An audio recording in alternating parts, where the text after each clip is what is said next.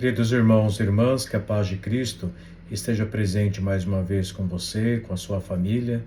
Então nós estamos nos aproximando do Natal e é o tema que é nos colocado para refletir esse mês, o último tema, o último encontro aí desse ano, né? E é claro, quando a gente coloca e fala a respeito do Natal, é uma época que, pelo lado aí da psicologia, pelo menos, que muitos psiquiatras alertam, né? É um período que as pessoas entram um pouco mais em melancolia, podem voltar um pouco mais à depressão, ansiedade, né? Por que disso tudo? Porque é o final do ano, o ano novo, a pessoa olha para trás no ano e vê aquilo que não fez, que poderia ter sido diferente.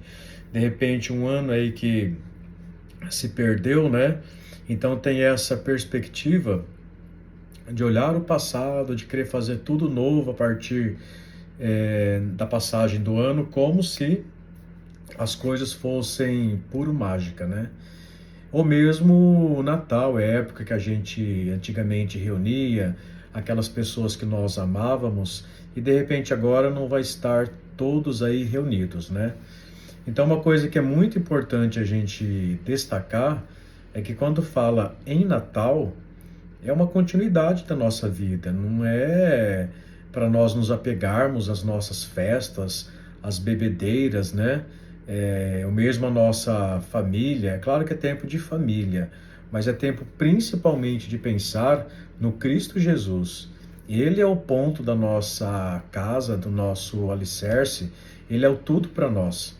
Então não é uma festa particular, né?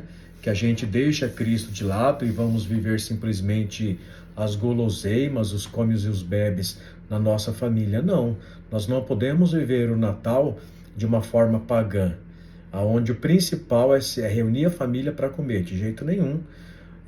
Mas é a festa que nós nos reunimos enquanto irmãos, enquanto uma família maior, em torno do Cristo, para celebrar essa grande festa de nascimento do Senhor. É claro que lembrando também que quando a gente fala do dia 25 de dezembro, não é a data exata que Cristo nasceu, a gente não sabe.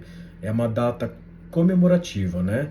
Que antes era dedicada ao Deus Sol para os pagãos, mas aí a igreja, digamos assim, aproveita dessa data e a purifica, colocando como nosso Deus único e verdadeiro, que não é um astro, né? Mas que é o próprio Jesus Cristo. Então, essa é uma data comemorativa daquele que passou por esse mundo fazendo o bem e é o nosso Redentor, a nossa luz e a nossa salvação. Então, o primeiro ponto importante que a gente tem que refletir e pensar é tomar muito cuidado com esse final de ano. A gente desvirtua o verdadeiro sentido, que é o nascimento de Cristo, principalmente a segunda volta dele, que voltará, né, a nossa esperança. Então, assim, a gente não pode tirar o foco disso, né? Colocar como se fosse uma festa pagã, uma festa que reúne a família para comer, de jeito nenhum. Inclusive, tem muitos cristãos, tem muitos que se dizem católicos, batizados, que não vão à missa, que não participam e se preparam realmente para a comilança. Eu não posso ir à missa porque eu tenho que preparar a casa, tenho que preparar os assados. O sentido do Natal não é esse. Ou a troca de presentes, amigo secreto, né? Isso tudo é uma convenção, é uma invenção humana. Então, tomar cuidado. Mesmo a virada de ano, a gente não vira o ano de uma forma mágica, né? Parece que tudo vai ser resolvido. Final de ano é uma data, é uma mudança, é uma nova caminhada cronológica simplesmente, mas se você não foi uma pessoa boa até agora, não vai virar do dia para a noite, né? Então, assim, é todo um processo, é toda uma evolução constante. Não tem esse negócio de mágica, quebrou e de repente começar de uma forma mágica e pronto, não é? Então, tomar cuidado muito com esse sentido do Natal, que a gente não pode desligar o Cristo. Por isso que é muito importante que você participe com a sua família, sim, na missa da noite do Natal, na missa do dia do Natal, e se tira esse negócio da cabeça que é simplesmente as nossas comilanças, né? De jeito nenhum. Então a gente precisa resgatar o verdadeiro sentido do Natal que está em torno de Cristo, do nosso Salvador. E depois também Ano Novo não é uma época, é uma continuidade, é um outro dia também e bola para frente, né? Então cuidado com essas melancolias, com essas depressões, com essas ansiedades, olhar para trás, o que eu fiz da minha vida até agora. Tem certas reflexões que a gente tem que fazer todo dia, não tem uma época específica para fazer só porque é Ano Novo, né?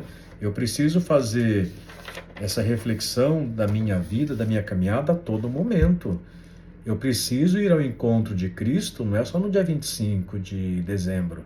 Eu preciso ir ao encontro dele, buscá-lo a todo momento e a todo dia. Eu preciso dizer sim a ele, ao projeto dele, a todo dia, não é só no final do ano. Então, tomar cuidado com esse nosso sentimento que acaba aí se roubando, né, em si mesmo, no seu significado. Outro ponto importante também que é colocado, e eu vejo nessa questão aí do Natal, transformar o meu coração, é claro que é uma oportunidade, como todo dia, mas não deixa de ser uma oportunidade de se assemelhar-se ao Cristo, olhar para Ele e nos transformar também. Eu estava preparando uma formação que eu achei muito interessante como aprendizado para esse tema, esse Natal também. Viktor Frankl, né? Ele foi um médico judeu que ele foi preso na época do Holocausto. Foi levado para o campo de concentração e passou toda aquela barbárie lá, né? Que os judeus foram acometidos. Então, de repente, a pessoa tinha a vida dele normal, família, uma vida confortável, um médico bem-sucedido, um psiquiatra, né, que ele era, e de repente, do nada, pela vontade do egoísmo de um ser humano, Hitler no caso, tudo muda. Ele tem que abandonar a casa, tem que abandonar o aconchego familiar e foi levado para o campo de concentração. E no campo de concentração, digamos assim, ele entrou com o pé direito. Imagina só, que loucura, né? Você entrar para um lugar que você não sabe se vai voltar ou se pode morrer a qualquer momento, um lugar que você não queria, que você foi obrigado, aonde o ser humano foi tratado como um animal, né? Sem direitos, sem razão e sem nada. Simplesmente por uma vaidade de um psicopata, né? Então, assim, imagina a situação de um holocausto. E então ele coloca uma coisa, esse Viktor Frankl, uma coisa muito importante, são as nossas decisões diante do sofrimento, né? Então, o pensamento se resume no seguinte: diante do sofrimento, eu tenho praticamente duas saídas. Primeira, ou eu fico me lamentando, como no campo de concentração, tinha uns que viravam bicho, roubava a comida do outro, a batata do outro, entregava o irmão para o superior para ficar bem visto, né? Então aí a pessoa vai definhando mais rápido. Quantas pessoas, por exemplo, quando tem uma notícia de doença, ela acaba definhando mais rápido. Ah, tá com câncer, em uma semana morreu, um mês morreu. Por que será? Então, assim, o quanto é importante nós educarmos a nossa mente, fazermos uma opção. Ou eu vou para um lado negativo da coisa, e eu defino muito mais rápido. Tanto é que ele falava que no campo de concentração tinha pessoas fortes, estruturalmente falando, mas a cabeça era fraca e definharam rápido. Outros tinham uma estrutura fraca, mas a cabeça era forte, digamos assim. Conseguiram vencer aquele momento. E ele fala, então ele coloca isso. Nós temos duas opções diante do sofrimento. Ou eu vou para o lado negativo, para o lado da morte e me definho com a minha mente, ou eu vou para um lado positivo, aonde no sofrimento eu vou fazer algo que só eu posso fazer, que só eu posso decidir. Então a decisão dele, estando num campo de concentração, foi dar um sentido à existência dele através do sofrimento. Então, quantos de nós passamos pelo sofrimento? Ou é sofrimento de uma doença, ou é sofrimento de um luto, de uma perca. Então, assim, diante do sofrimento, minha primeira opção que eu tenho é aceitar. Aceitar aquele sofrimento e me perguntar, diante disso aqui, o que eu posso fazer? Como que eu posso olhar o sofrimento através de uma perspectiva diferente, e não através do negativismo, não através da morte. Então, foi no sofrimento que Viktor Frankl, né, ele deu um novo sentido para a existência dele. E assim também, trazendo para nós, né, diante do seu sofrimento, como que você pode olhar diferente para ele? Como que você pode dar um sentido diferente à sua vida, à sua existência, a partir do sofrimento? Se eu não aceito o sofrimento, se eu não aceito a minha cruz, eu vou definhar, eu vou sofrer muito mais. Então, o segredo aí da caminhada, né, é aceitar a cruz de cada dia e transformar esse processo através de um olhar cristão. Ele não era cristão, mas eu digo no sentido que nós somos cristãos, somos batizados. Então nós temos uma argumentação a mais, né? Porque quando nós nos deparamos com a cruz, é olhar para o Cristo. Esse Cristo que nós esperamos, que nós nos preparamos, que diante da vida nos mostra um novo alento, um novo caminho. Então, assim, diante de uma dificuldade, diante de um problema, qual a decisão que eu tomo? A resposta, ao trilhar o caminho diferente, é meu. Como que eu posso ressignificar o meu sofrimento? Não que a gente tenha que sofrer à toa, eu gosto de sofrimento, não é isso. Mas diante do sofrimento, às vezes não há saída, eu tenho que aceitar e eu preciso também ressignificar tudo isso aí. E o sentido que ele deu para a vida dele através do sofrimento foi servir o outro. Foi de repente dar a batata para aquele que tinha mais fome, que precisava mais. Foi trabalhar a cabeça dos irmãos que estavam ali para que não padecessem. Foi levar a esperança àquelas pessoas. Então, diante do sofrimento, qual é o sentido que eu dou para o meu sofrimento? Para as minhas percas? Ou eu fico me lamentando a vida inteira? Então, Natal também é tempo para isso. É tempo da gente se revigorar. Não porque o mundo pede uma retrospectiva, mudança, fechar um ciclo, nada a ver. É porque o Cristo se faz presente e ele nos possibilita isso, a nos transformarmos, a sermos pessoas melhores. Então, diante do sofrimento, o que eu aprendo com isso? Como que eu posso ser uma pessoa melhor? E não, de repente, regredir, cair no buraco, cair nas lamentações, cair no rumo aí da morte, né? Então, esse Natal, que a gente possa refletir com a nossa família, coisas simples. No Natal, às vezes, a pessoa reclama de tudo, né?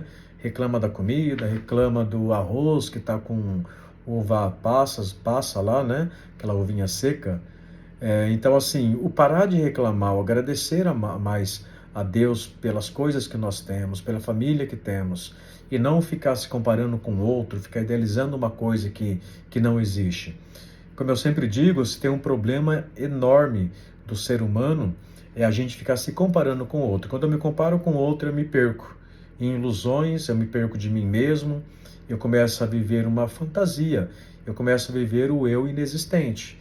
Então é preciso eu me conectar comigo mesmo, começar a agradecer mais, começar a olhar a minha realidade, assumir essa realidade e tomar uma postura diferente, uma visão diferente para a minha realidade, mesmo que seja no sofrimento. Então, como que eu posso dar sentido à minha vida através do sofrimento? Aprender com o sofrimento.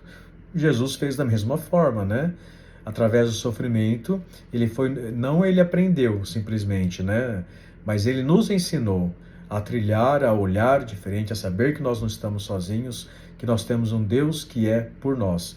Então, não sei o deserto que você passa na sua vida. O povo de Deus, cabeça dura, errou, foi no deserto que eles reaprenderam, né? A se conectar novamente com Deus, a refazer aliança com Deus.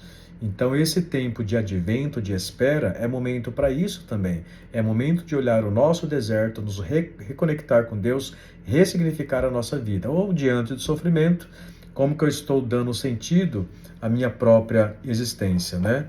Então, Natal é tempo de esperança, é tempo de amor, é tempo de rever a nossa caminhada.